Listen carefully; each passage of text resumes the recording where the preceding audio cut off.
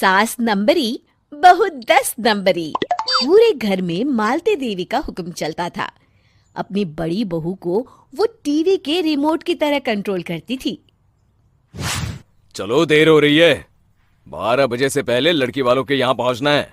हाँ हाँ, चलती हूँ।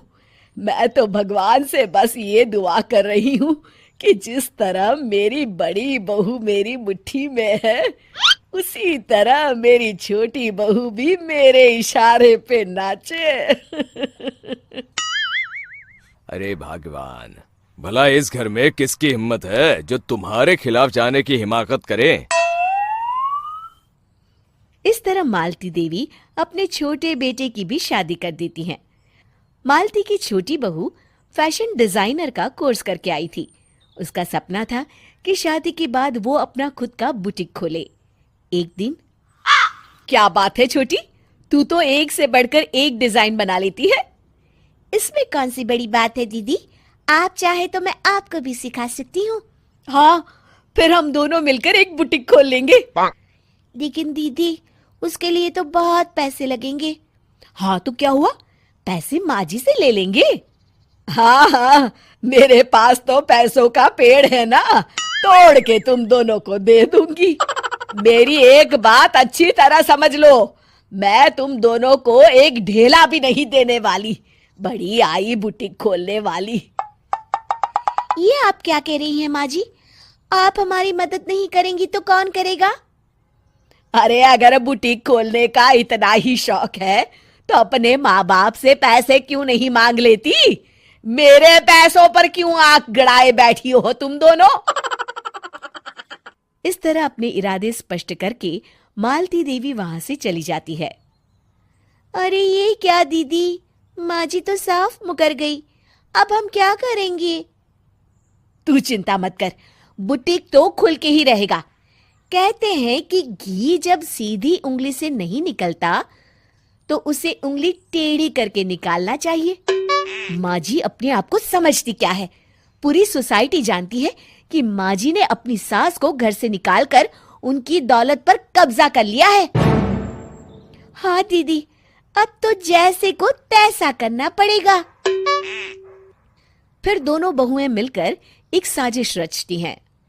एक दिन, अरे नालायक, जरा ठीक तरह से पैर दबा, बिल्कुल मजा नहीं आ रहा। खाने पीने में तो कोई कसर नहीं छोड़ती। तभी वहां बड़ी बहू हाथ में एक फॉर्म लेकर आती है। माँ जी, आपके लिए एक खुशखबरी है। सरकार सभी बुजुर्गों को हर महीने 10,000 रुपये पेंशन देने वाली है। अरे ये क्या कह रही है तू? क्या सच में मुझे हर महीने घर बैठे 10,000 रुपये मिलेंगे? हाँ माँ जी, दीदी सच कह रही है।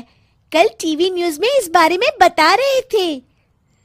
बस आप ये फॉर्म पढ़ के इसे भर दीजिए और अपने दस्तखत कर दीजिए। मैं इन्हें ले जाकर जमा करवा देती हूँ। अरे नालायक, बड़ी कामचोर है तू। इस बुढ़ापे में कहाँ तुम मुझसे फार्म भरवा रही है? खुद ही भर ले, मैं दस्तखत कर देती हूँ। ठीक है माँ जी। फिर बड़ी बहू बड़ी चालाकी से फॉर्म के पन्नों के बीच प्रॉपर्टी के पेपर छिपा कर रख देती है और उन पर मालती देवी के दस्तखत करवा लेती है। कुछ दिनों के बाद मालती देवी अपने पति के साथ 2 दिनों के लिए अपने एक रिश्तेदार के यहाँ जाती है। दूसरी तरफ दोनों बहुएं पूरे घर पर अपना कब्जा कर लेती हैं। मालती देवी जब अपने रिश्तेदार के यहाँ से लौटती हैं, तब अपने कमरे में ताला लगा देख आग बबूला हो जाती है। अरे नालायको, मेरे कमरे में इतना बड़ा ताला किसने लगाया है? माँ जी, ये कमरा तो मैंने अपने बेटे रोहन को दे दिया है और आज से आप बाहर कोने में जो छोटा कमरा बना है ना, वहां रहेंगी। अच्छा, मैं उस सड़ेले कमरे में रहूंगी है? तेरी ये कहने की हिम्मत भी कैसे हुई? और मेरी इजाजत के बिना मेरा कमरा देने वाली तू होती कौन है? लगता है तू भूल गई, इस घर की मालकिन मैं हूं। तभी वहां छोटी बहू आती है। अरे माँ जी, आप इस घर की मालकिन नहीं है। अब इस घर की नई मालकिन हम दोनों बहुएं हैं। ये देखिए, इन प्रॉपर्टी के पेपर पर आप ही के दस्तखत है। अरे भाग्यवान, ये तुमने क्या कर दिया? दस्तखत करने से पहले एक बार ठीक से पढ़ तो लेती। अरे लेकिन मेरी बहुएं मेरे साथ ऐसा कैसे कर सकती है? अरे तो इसमें कौन सी अचरज की बात है? तुमने भी तो अपनी सास को घर से बाहर निकाल दिया था। टूटा फूटा ही सही, शुक्र करो कि इन दोनों ने कम से कम हमें रहने के लिए कमरा तो दिया। तुमने तो अपनी सास को वो भी नहीं दिया था। आज समझ में आया, जैसी करनी वैसी भरनी। चलो अपना सामान उठाओ और चलते हैं।